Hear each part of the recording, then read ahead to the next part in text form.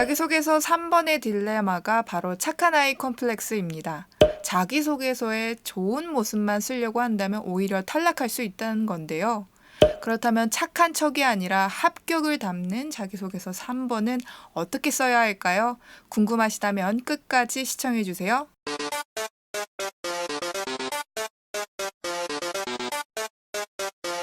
안녕하세요. 진학사 심지연입니다. 안녕하세요. 윤정은입니다. 이번엔 3번 항목에 대해서 좀 이야기를 나눠보려고 하는데요. 3번 항목이 바로 배려, 나눔, 협력, 갈등 관리, 그러니까 다시 말해서 인성을 묻고 있는 질문이다 보니까 사실 3번도 1번과 비슷하게 소재 자체가 굉장히 좀 비슷한 경우가 많은 것 같습니다. 네, 그래서 사실 인트로에도 제가 말씀을 드렸는데 이 3번 항목을 좀 잘 쓰려고 한다면 이 착한 아이 컴플렉스에서 벗어나야 한다라고 좀 이야기를 드렸어요. 사실 진짜 저는 이게 3번을 잘 쓰는 방법 중에 하나라고 생각을 하는데요. 맞습니다. 네. 우선 좀 이 부분에 대해서 좀 집중적으로 살펴보도록 하겠습니다. 특히 저희가 3번 쓸 때 잘못 생각하는 게 2가지 정도가 있다고 합니다. 그래서 연구원님께서 하나하나 설명해 주시면 좋을 것 같은데요. 저는 요거는 이제 착한 아이 컴플렉스하고는 조금 이제 관련은 없는 건데 이 3번 문항이 배려, 나눔, 협력, 갈등 관리 등을 실천한 사례를 들고라고 했더니 어떤 친구들은 배려, 나눔, 협력, 갈등 관리가 다 나와야 하는 줄 알고 한 소재에 그쵸. 한 이야기에 아니면 이걸 다 쓰는 거죠. 배려를 실천한 사례로는 나눔을 네. 실천한 사례는 이러거나 한 소재가 이걸 다 담아야 되는 줄 아는 경우들이 있더라고요. 이걸 천자 안에 어떻게 쓰죠? 그쵸. 쉽지 않죠. 쉽지 않을 것 같은데. 그래서 뭐 하나의 사례에서 배려만 보여지는 게 아니라 배려를 기반으로 해서 나눔이 같이 들어가고 또는 배려를 기반으로 해서 협동을 하고 이렇게 좀 유기적으로 연계되는 경우들이 있어요. 그런 소재는 되게 좋죠. 근데 만약에 그런 소재를 못 잡았다. 그리고 당연히 4개 다 들어가는 거 아닙니다.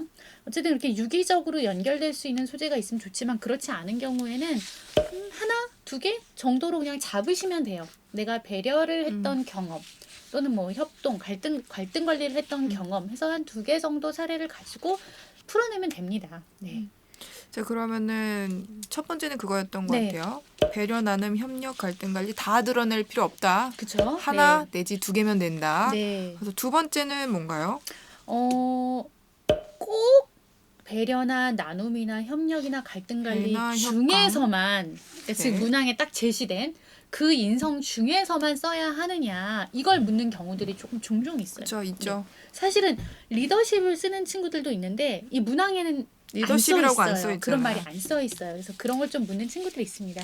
근데 여기에 보면 갈등 관리 등을 실천한 사례라고 나오고 있죠. 그리고 이 문항의 출제 의도 어디서든 출제 의도는 중요합니다. 중요하죠. 평가 출제 의도죠. 의도를 좀 생각을 해보셔야 돼요. 이 3번 항목에서는 사실은 인성을 묻는 거잖아요. 그러니까 개인이 아닌 공동체 생활, 집단에서의 모습을 보고 싶은 거예요.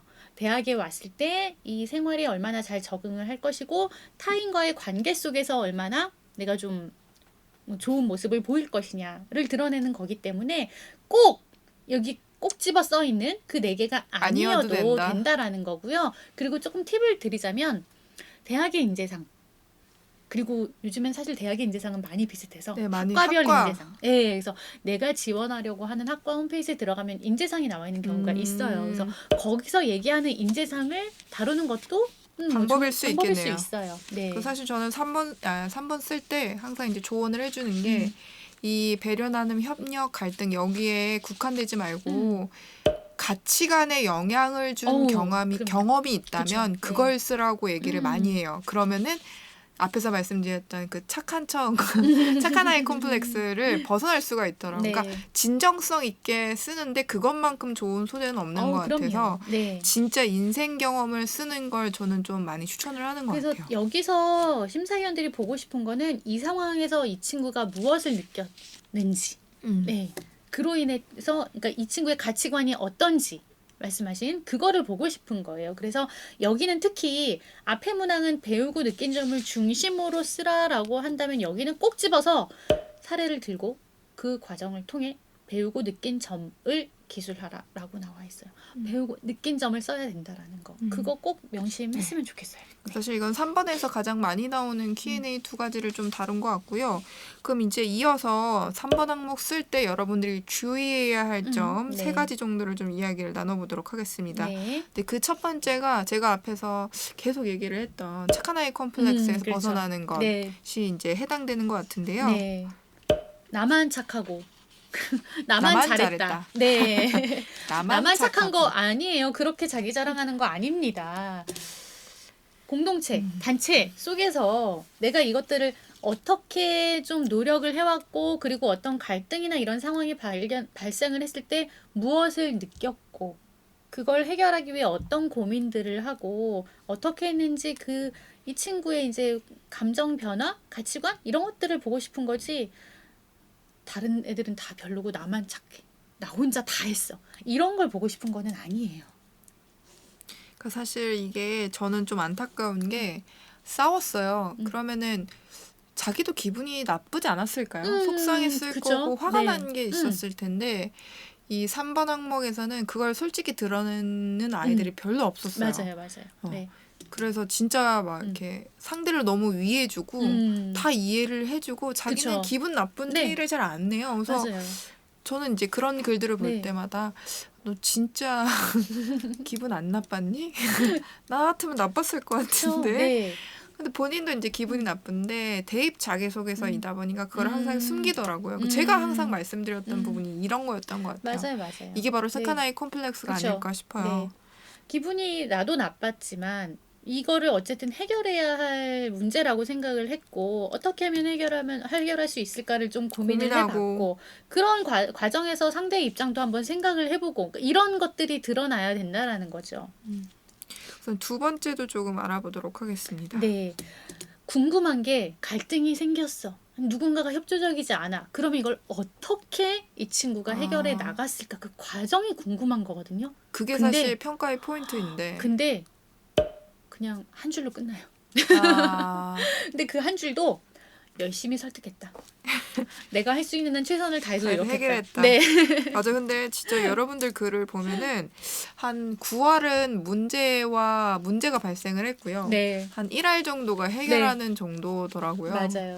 그래서 사실 저도 이러한 3번은 되게 좀 추천하지 않는, 제가 만약에 이걸 평가한다고 해도 평가할 수 있는 게 없는 없죠. 글이라고 그쵸? 생각을 할 네. 정도예요. 그래서 네. 좀 잘 봤으면 좋겠어요. 본인 글을 보면은 분명히 이런 경우가 좀 많았을 것 같은데 네.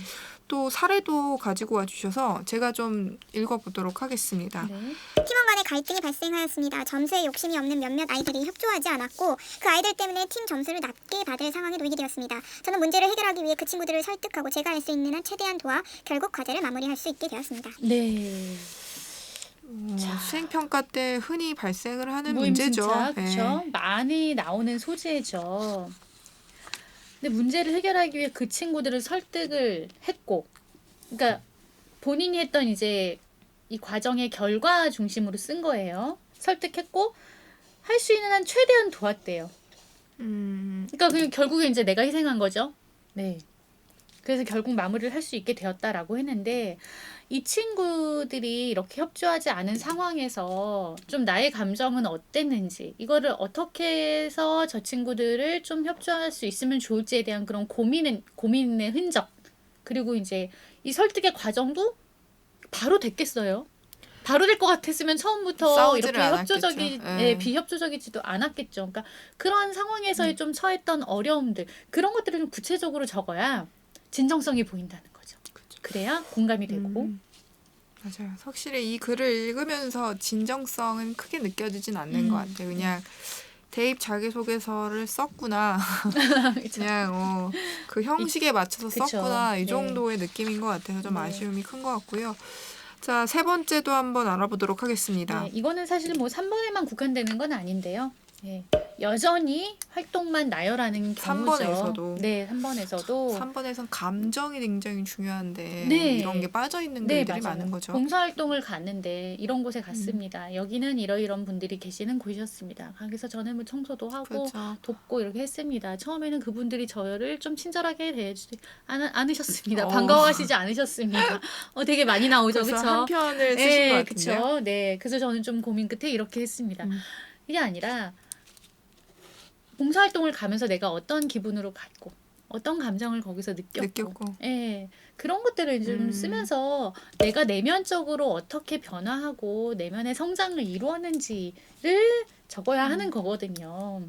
그래서 사실 저는 1번, 2번, 3번 이렇게 보면은 상대적으로 3번이 뭐 학업도 보여주는 것도 아니고 뭐 전공적 그쵸? 합성을 보여줄 수 있는 게 맞아요. 아니다 보니까 네. 사실 이게 매력 포인트가 없을 거라고 생각을 하지만 어떻게 보면은 가장 멋있게 쓸 수 있는 글이라고 생각을 해요. 특히 자신의 가치관 그리고 그쵸. 감정들을 보여줄 수 있는 글이기 때문에 사실 1번과 2번에서는 그런 것들을 좀 배제하고 쓰잖아요. 맞아요. 저희가 네, 쓸 네, 때. 네. 근데 3번에서는 그런 것들을 많이 보여주면 보여줄수록 그렇죠. 좀 이렇게 임팩트 있는 글이 된다고 보거든요. 맞아요.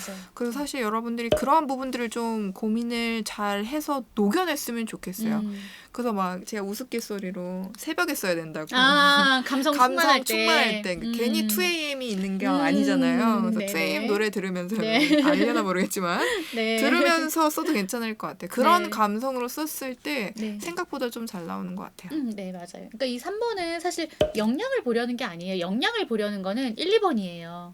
1, 2번에서는 전공 적합성, 발전 가능성, 학업 역량을 보려고 한다면 3번에서는 인성을 보려고 하는 거거든요. 그러니까 정말 본인의 감정을 어떻게 느꼈고 그리고 내 가치관이 어떤 가치관이 있었고 이게 또 어떻게 영향을 주었는지 그런 것들에 대해서 솔직하게 쓰는 게 좋습니다. 소재 비슷할 수밖에 없어요. 학생들이 그렇죠. 경험한 거는 교내 그걸 활동에서밖에 벗어날 수가 없는데 그걸 얼마나 진솔하게 쓰느냐. 진정성 있게. 예.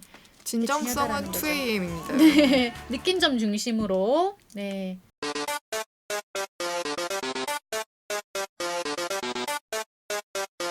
여러분 잊지 마시고 좋아요, 구독 눌러주세요.